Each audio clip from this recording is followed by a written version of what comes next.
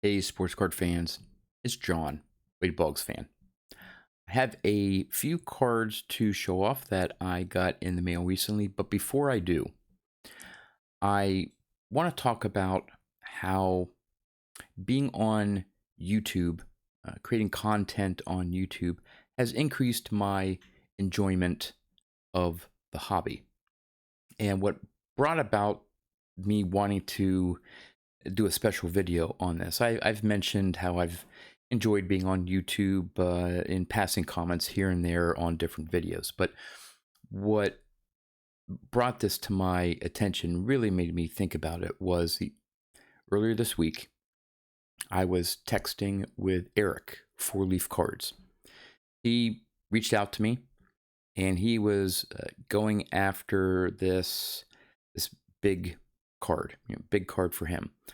Won't go into the details of what card it was. I think Eric's going to be doing his own video about this, but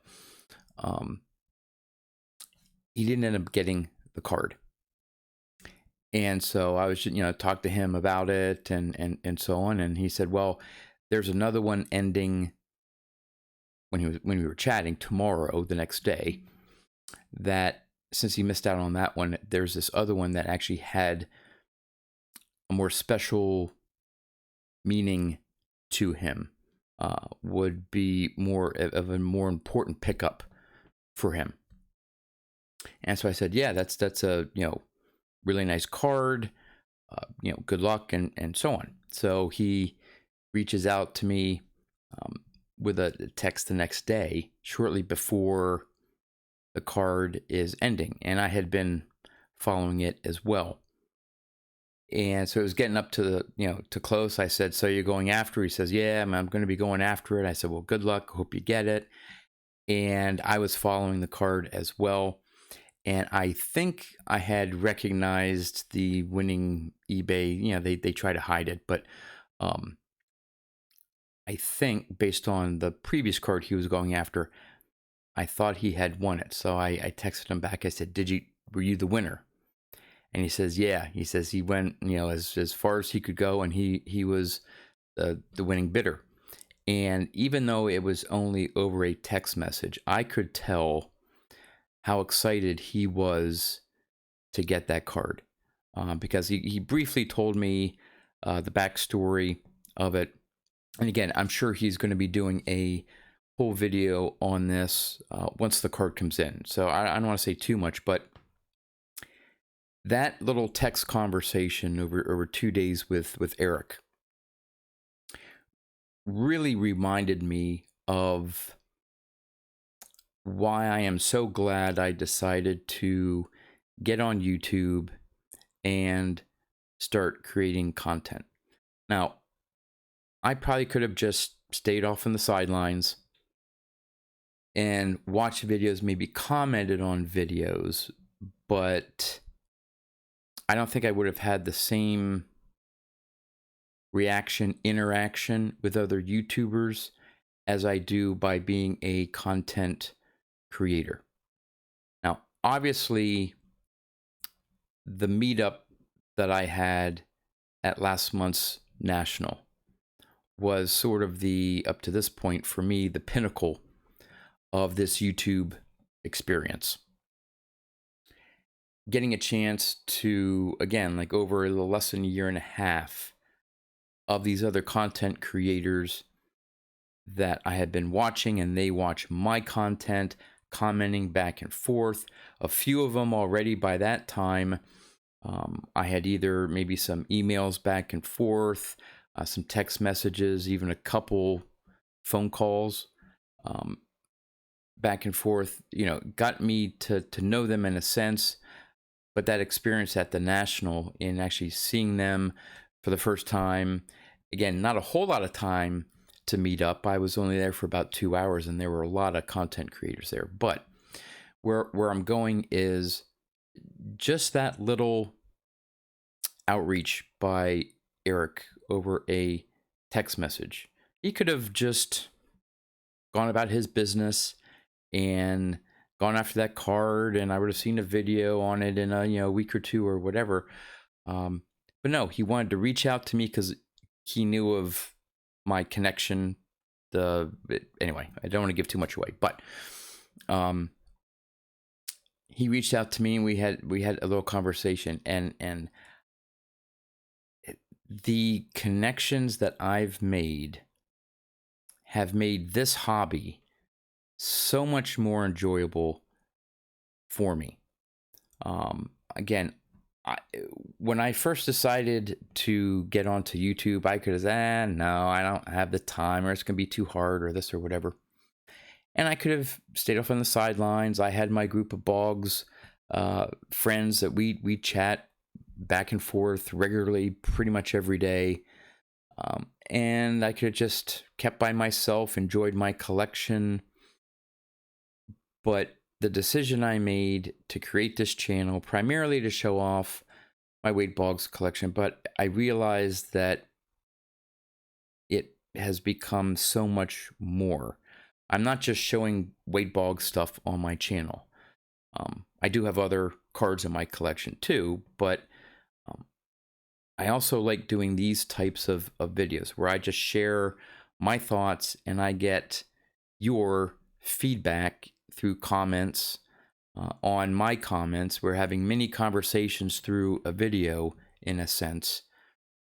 And just the fact that there are those out there that I have information of, either an email or texts or cell phone number or something like that. I've reached out to Mike Baseball Collector on a couple times. In fact, I need to again, because I have a question I've been meaning to ask him about his storage system, the beast. But anyway, I need to reach out to him. But the fact that we can have that interaction with people all over the country is just really exciting for me, and I'm really enjoying this.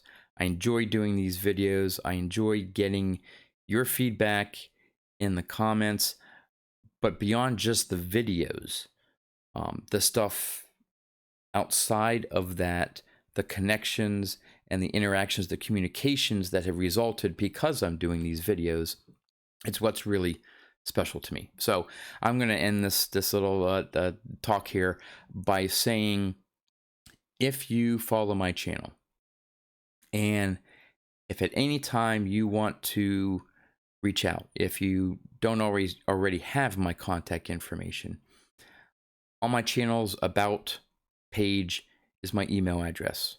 Feel free to reach out to me. Send me an email at some point. If you want to give me your cell phone, I can give you mine. We can text, call, whatever.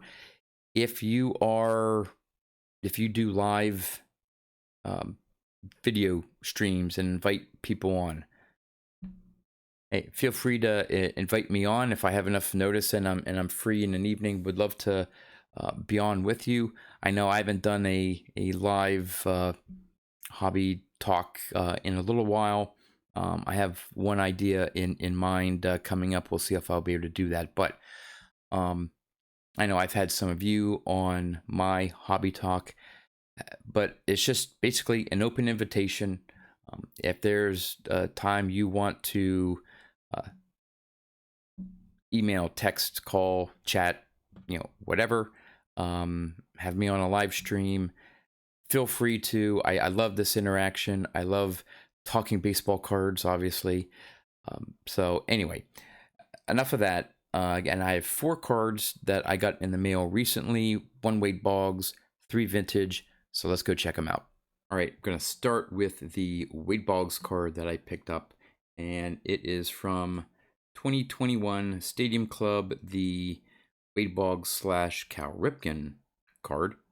This is the black foil version. You can see you may not be able to tell that that's a black foil because of the name, but up at Stadium Club, the Stadium Club is normally in like a silver foil, and so that makes it more pronounced that this is a black foil version, not serial numbered. So I have the red foil, the black foil, I guess it's orange, which is also a sepia version of the image. The blue foil is out of 50, so that one I I may get at some point. I'm not sure, depending on the price of that. But yep, the black foil version of the 2021 Stadium Club Cal Ripken / Wade Boggs card. All right, 3 vintage Hall of Fame cards that I picked up. 2 from 1979, 1 from 1980. The first 79 tops is the strikeout leaders, Nolan Ryan and J.R. Richard of the Astros. This is a nice PSA 8. I've seen a bunch of these 8s and 9s show up on eBay, and just seemed just slightly overpriced for me.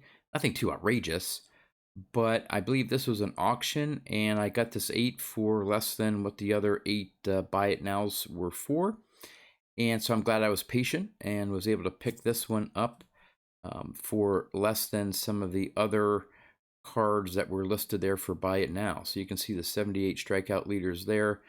Ryan 260 in the American League, and J.R. Richard with 303 in the National League. So again, there's a nice 79 pickup of a league leaders. Basically got it for the Nolan Ryan. The next 79, and these next 2 cards are of the same Hall of Famer. I've been looking for these for some time now. This is the 79 Ted Simmons. Now, I haven't been looking high and low for these because I'm a huge Ted Simmons fan, but because these are so hard to come by in a decent PSA grade. And not necessarily because of centering issues. Basically, Ted Simmons was sort of I guess maybe a little bit of a surprise selection to the Hall of Fame. I think he went in under the Veterans Committee. And so up to that point, and he was only elected, I think, a couple years ago. Up to that point, not too many collectors worried about getting their Ted Simmons cards slabbed. So the population is fairly low. And these days right now, with PSA essentially being shut down, no one's going to pay $250, $300, whatever the current thing is to get cards graded for this card, right? I've seen this pop up in an 8 or a 9. I have been trying to get my 79 tops in that 8 or 9 condition. A few of the rookies and star cards, maybe lower grades, don't want to break the bank, but 8s in this were going for over $50. And no offense, Ted Simmons, I wasn't going to spend 50 some bucks on a 79 tops card just to get it in an 8. So found this in a 7, very reasonable price. Not too bad on the back. So really happy I was able to pick this Ted Simmons up for the Hall of Fame run there for 1979, and it definitely did not break the bank. So happy with that one. And the last one is also a Ted Simmons, same issue, not a high population of cards graded by PSA. This is the 1980 Ted Simmons. I was able to get this one in an 8. Again, got this roughly for comps. Again, not breaking the bank at all. Was a pretty nice pickup for me. Slightly diamond centering. Again, you see that a lot in the 79s and even the 80s with those predominant borders there. So just like the 75s, you see that border and you can tell pretty easily whether there's any diamond centering to it, but overall not that bad. And the back is pretty nice as well. So again, 2 Ted Simmons. I have his 78, so I have the 78, 79, and 80. So working my way back on him. Not necessarily a high priority, but for some of these Ted Simmons cards, again, it's the scarcity just because there are not many slabbed copies out there. I hope you enjoyed those few pickups that I got in the mail. Again, thank you to all of you who have interacted with me got to know me through my YouTube channel. It is greatly appreciated and leads to my increasing enjoyment in the hobby. So thank you. That's all I have. As always, thanks for watching, and I'll see you next time.